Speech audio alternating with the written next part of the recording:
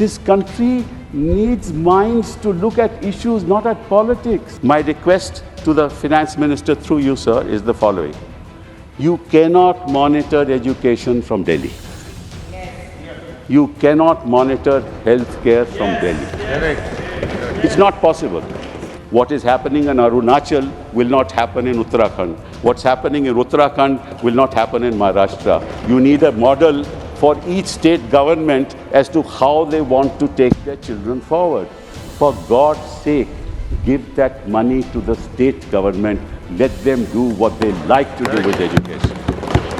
Therefore, all wealth is created in the university system, both in the United States and in China. And here you are controlling universities.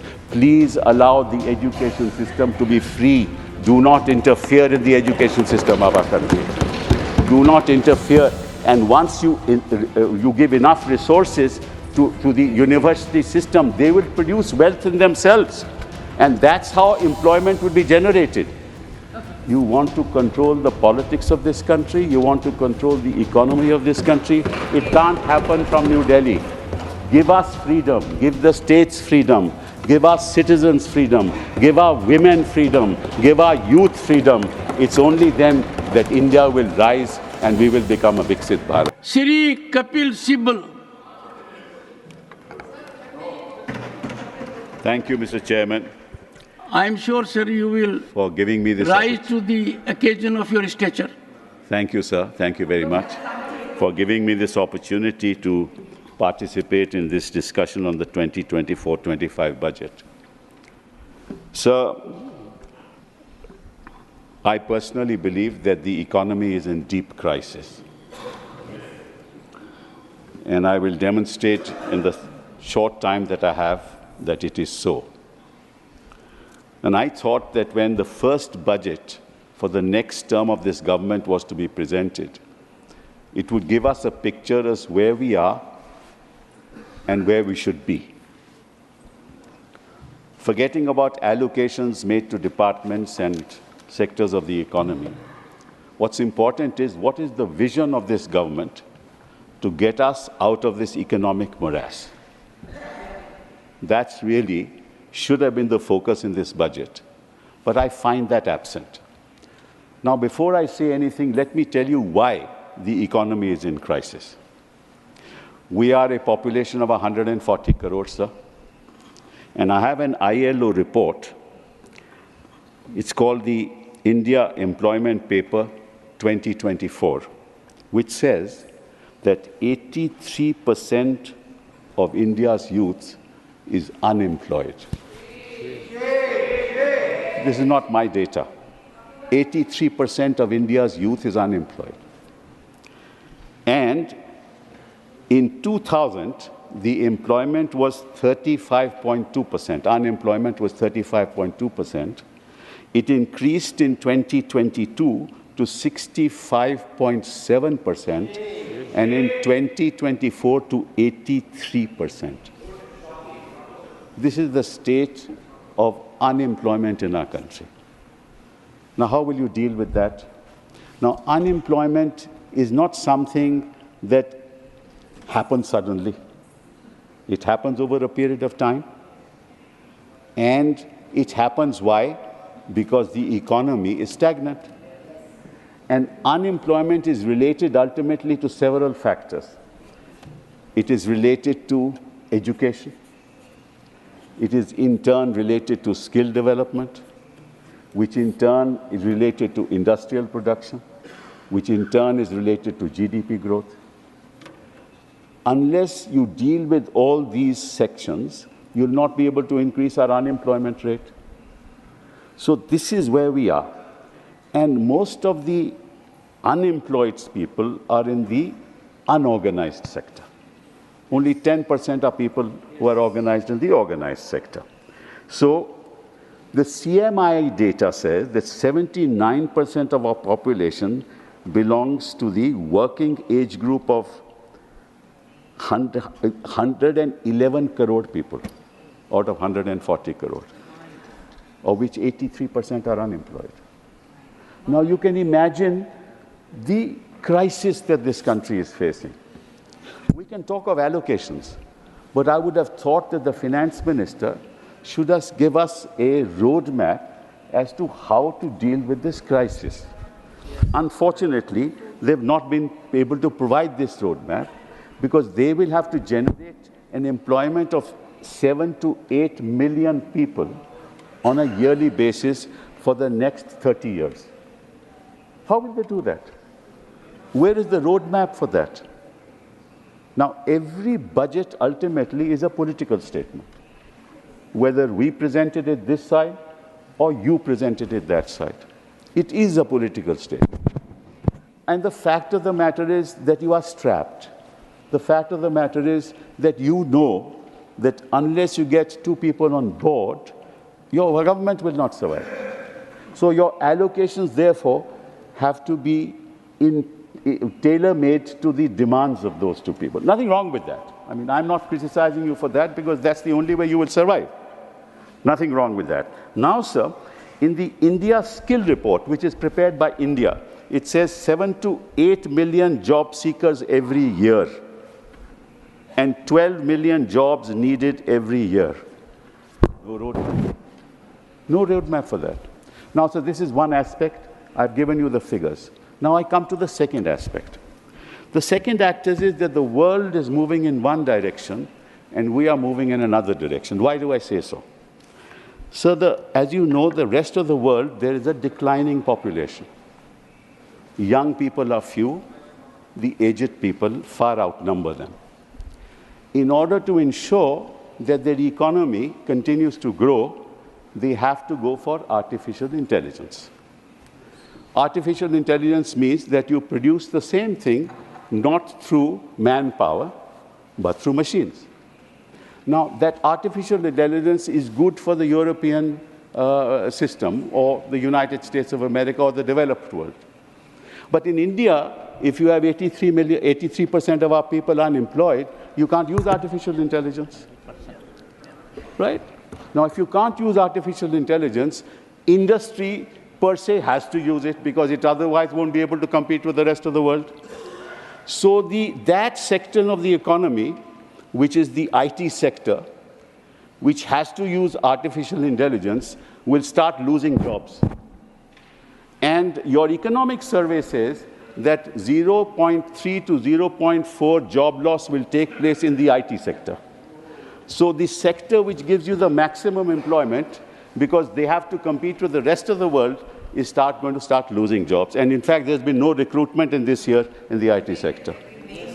So where the economy is actually productive, you will lose jobs. And where the economy cannot afford artificial intelligence, you need jobs. And there is no roadmap for jobs. So this is a very serious issue that confronts this country. This is the second issue. And in fact, there is a report of the International Monetary Fund which says that 60% of all jobs in the developed world will be lost. And 40% of all jobs in the rest of the world will be lost. So if the 40% of the jobs in our part of the world are lost, where are people going to get jobs? Where are they going to earn? Who is addressing this issue, sir? This country needs minds to look at issues, not at politics. You and I are together for the country, not for BJP or Congress or Samajwadi Party or some other party. The nation comes first, sir. And unless the youth of this country, and unless you empower the youth of this country, where will our nation go? Now let me come to the third issue, which is education. So there has been an increase, a slight increase in the education budget. It's not right that there's been a decrease. There's a slight increase in the education budget, but it's still less than 6%, which is what the promise was for a long period of time. But be that as it may, I'm not talking about education. The education structure in our country is what, sir? You get a BA honors in history, you get a BA pass degree, you get a BA honors in economics, you get a BA honors in political science, and ultimately you can't get a job. Where are those jobs? So your entire education structure has to be revitalized. reconfigure it in order to marry it into skills. In order to marry it into skills, you need a revamp of the secondary level education system of our country. Because that's where your education system should talk about skills along with education.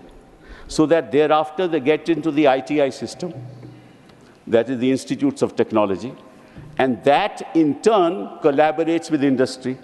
So industries, education, ITI to work together for absorption of young people into jobs in industry. That's the way you do it. Who's doing it, sir? Where is that roadmap in our country? What has been said by this government in the budget about these things? Nothing. Nothing at all, sir. And unless you skill our people, you're not going to give them jobs. So what will happen, sir? They all get self-employed. तो कोई दुकान डाल देता है, कोई कहता है कि मैं लोडर का जॉब ले लूँगा. हाँ, आपके बॉम्बे में क्या हुआ आप जानते हो, मैं उसके बारे में बात नहीं करूँगा. 47 लाख एप्लीकेशन और 60,000 jobs for inspectors in Uttar Pradesh. 47 lakh application. वो जॉब क्या करेगा कोई? युवा करेगा क्या? युवा को अगर जॉब नहीं मिलेगा तो फिर क्या होगा सर? वो इस किस्म की पॉलिटिक्स करता है जिसका ये वर्णन कर रहे थे, क्योंकि उनके पास और तो कुछ करने को है नहीं. सर 2 मिनट मैं बैठ जाऊंगा. 10 minutes. You look at the watch. 10 minutes. Okay, 1 more minute. Sir, you take time from Okay, 1 second. Okay, 1 second. Sir, let me Honorable members, 1 second. I'll sit down, sir. No. Mr. Kapil Sibal had to his account 5 minutes. I said he will have 10 minutes. So it is not that I am not. No, you've been very kind, sir. And in the Business Advisory Committee, at the suggestion of the Leader of the House, I wanted to, sir. One second. We will add the time. At the suggestion of the Leader of the House, and everyone agreed, Mr. Derek O'Brien, Mr. Tiruchi Shiva, that to give a member 3 minutes, he can hardly contribute. That is why I am increasing the hours. Since I met him in my chamber, and we had settled for 10 minutes, but go for 15 minutes, sir. Go ahead. So that's very kind. Another 5 minutes. But after 5 minutes, I'm sure you'll take the seat. No problem. So whenever you ask, I have no desire, Mullahs, to bore the House on issues, Mullahs. Now let me tell you another issue, Mullahs, which is very important. Why is it important? So as you know, that ultimately allocations are made not by government but by Finance Commission. The 15th Finance Commission made the allocations as to which state is to get how much money. There's some element of politics in that, but let's leave that aside. The Finance Commission said that 41% of the revenues that are earned will go to the states. Right, sir? Now, what actually happened? What actually happened is that the central government started to impose cess and surcharge. Now, cess and surcharge is not allocated to the states. Yes. Right? So all that comes into the kitty of the central government. And the result is today, sir, that the states are getting only 32% of the total resources that the central government gets. 32%. It is supposed to get 41%. It is, correct, but it's getting at the moment 32%. Now the problem is, sir, that also the expenditure is monitored by the Union of India. My request to the Finance Minister through you, sir, is the following. You cannot monitor education from Delhi. You cannot monitor healthcare from Delhi. Correct. It's not possible. India is such a vast country, and I have been Minister for HRD. I know how difficult it is to monitor. What is happening in Arunachal will not happen in Uttarakhand. What's happening in Uttarakhand will not happen in Maharashtra. You need a model for each state government as to how they want to take their children forward. For God's sake, give that money to the state government. Let them do what they like to do with education. Let them do what they like to do with health. That's the third point I want to make. And the last point I want to make is the following. Sir, no country has ever progressed unless it has invested in Africa. And in a country like Germany, other parts of the world. This is the kind of expenditure on R&D that is being done. India, it is $47.57 billion, right, over a population of 140 crores. In Israel, it is $16 billion. In Japan, it is $172 billion.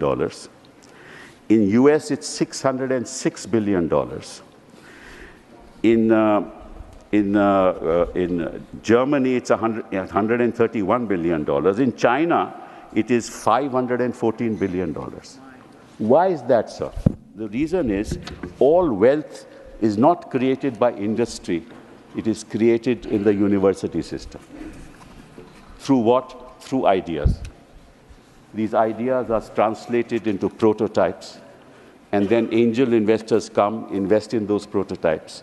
They then are translated into goods and services, and those goods and services ultimately sell. Now, if you do not invest in R&D, either in agriculture, and that is the biggest bane of our country, that you are talking about 2 lakh crores for the agricultural community, but no real expenditure on R&D in agriculture. If you spend 100 crores in agriculture, your return will be 1,000 crores. Therefore, all wealth is created in the university system, both in the United States and in China. And here you are controlling universities. Please allow the education system to be free. Do not interfere in the education system of our country. Do not interfere. And once you give enough resources to the university system, they will produce wealth in themselves. And that's how employment will be generated. And there are several agricultural economists in this country who have been saying this: invest in R&D in agriculture, including some of the people who have written newspaper articles recently. And what you have done in agriculture today, you have increased it by 5%, the budget by 5%. That's going to give you nothing, sir. So please free your mind from control. You want to control the politics of this country, you want to control the economy of this country. It can't happen from New Delhi. Give us freedom, give the states freedom, give our citizens freedom, give our women freedom, give our youth freedom. It's only then that India will rise and we will become a Viksit Bharat. Thank you very much. Shri G.K. Vasan.